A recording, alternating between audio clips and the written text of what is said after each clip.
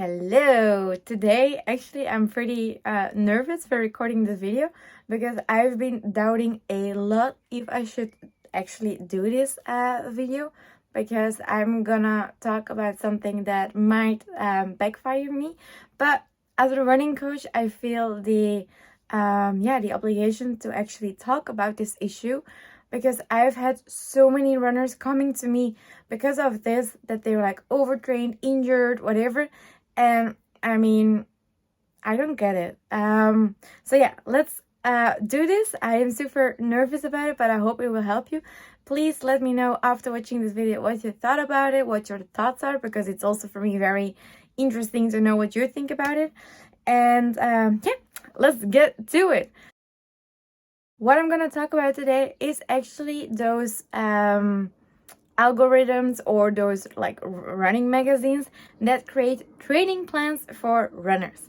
First of all, I don't want to attack any particular running magazine. That's also why I just wrote down a schedule that I found to not have to use like the layout or like the paper or something. But as a running coach, I get so many clients into my coaching that are injured, overtrained, they lost the joy of running just because of those stupid training plans. And I do understand that those running magazines, they want to make money. But as a running magazine, I would think that they want to make money with helping people, not making them injured. Might be wrong to think of me, but I honestly do not get it. To show you the example why those training plans that are made by magazines, by algorithms, are just not good for you at all, I've picked a 4-month training plan to run your first marathon. So I'm not talking about advanced runners, I'm talking about your very first marathon and why it is just so wrong. But yeah, I will show you so you also understand. The first thing that is really important if you're making a training plan for yourself, for example, is that you have like a training cycle. And with a training cycle, I mean that you have like 3 or 4, depending a little bit on your level and your preferences, really training weeks, and then 1 week of rest. During this 1 week of rest, it's not meant that you like do nothing at all, no, but it is very important that you lower the intensity so your body has the time to actually recover from the hard work before. What will happen during this rest week? Your body will be faster, stronger, and also like mentally probably better rested to go for another training cycle, because that's what we want, right? We always want to keep improving. So that's are just a few reasons why those intensive week and rest weeks are important. And if you look at this training plan for a marathon for a beginner, you see that there's actually no real rest week. I mean, are you supposed to keep on training like on and on and on? Because especially for beginners, that is just the formula for failure, for injury, for losing the joy of running. So that's already one of the biggest mistakes in those training plans, that they do not take into account the rest week of runners. Then it is true that it is important to have some interval training into your schedule, some recovery training into your schedule, but then having a third that is also like EXT stands for extensive, so that's also kind of like an interval session. That's already, in my opinion, a lot for a beginner. I would honestly focus more on long, slow distance, so the LSD runs, instead of focusing a lot on interval trainings. It is true that you need those interval trainings to become faster and to give like impulses to your body to keep on improving. But especially for a beginner, the more interval you do, the more likely you are to get injured. So it doesn't make that much sense to put so many interval into your training schedule. That's also why with training 3, I highlighted a lot of the extensive runs, especially more towards the end, because you are adding a lot on the LSD runs, so your long runs, but then on the same time as well on the interval runs and the extensive runs. It's always, when you're going for a training plan, you have to choose between either volume or speed, but mixing those two is just another formula for disaster.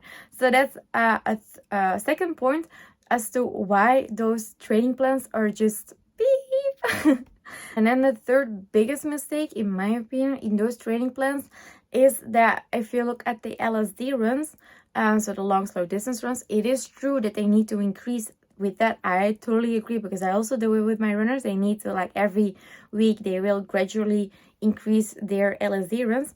But if you look at the amount of time they need to run, especially in the last weeks towards the marathon, it's just insane. Like, what I personally do with my clients is I ask them if they need the mental crossing of 30K, or if they are fine, which is the best option, with running around like 26K.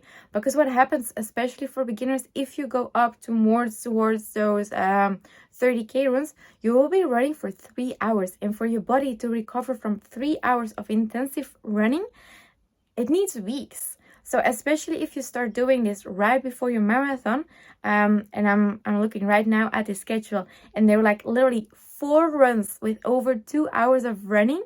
That is just insane. I've had already like 5 clients coming to me saying like, yeah, I had to do like 3 times like a 30K run and stuff. That's not this schedule, but that was another schedule that I found online. And I'm like, not even I am running 3 times 30K for like a preparation for a marathon. That is just mind-blowing, if you ask me. So that's already the third big mistake of those training plans, that they really do not take into account the running level of the persons who are doing it. And also, it is just too much. Like, training for a marathon isn't about the quantity, it's about the quality of training that you're doing. And then the fourth mistake, although I know that it's not possible for a magazine to offer this, but the personal guidance. Like, if something is wrong, if something is not going well, who do they need to contact?